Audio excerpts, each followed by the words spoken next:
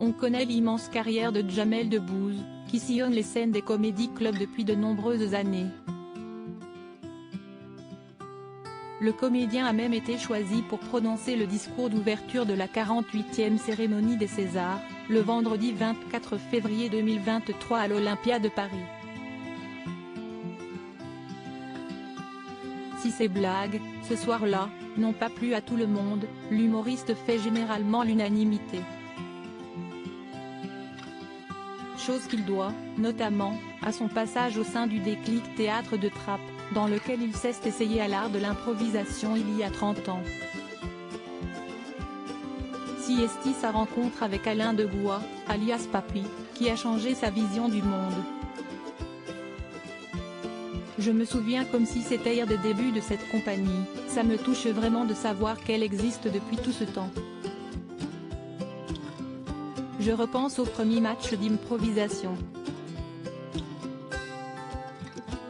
Si est comme ça que j'ai mordu à la discipline, et je ne l'ai plus jamais lâché depuis, explique Jamel Debbouze dans les colonnes du journal Le Parisien, le 1er mars 2023. Papy, si est la première personne qui m'a fait confiance. Si est l'une des personnes les plus importantes dans mon parcours. Je n'arriverai jamais à lui rendre ce qu'il m'a donné. Tout ce que je peux faire, si est le remercier.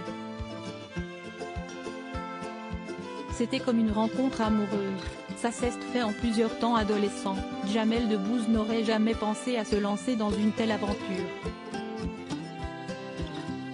Et puis un jour, il s'est fait renvoyer d'un cours de mathématiques et a aperçu Papy en train de donner un cours d'improvisation dans l'amphithéâtre.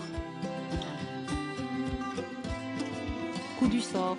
Dès le premier regard, ce fut comme une évidence. J'ai dû insulter sa grand-mère ou quelque chose comme ça, plaisante le mari de Mélissa Thériault. C'était comme une rencontre amoureuse, ça s'est fait en plusieurs temps. Son acharnement, sa passion, sa volonté de transmettre la culture, ça m'a parlé tout de suite.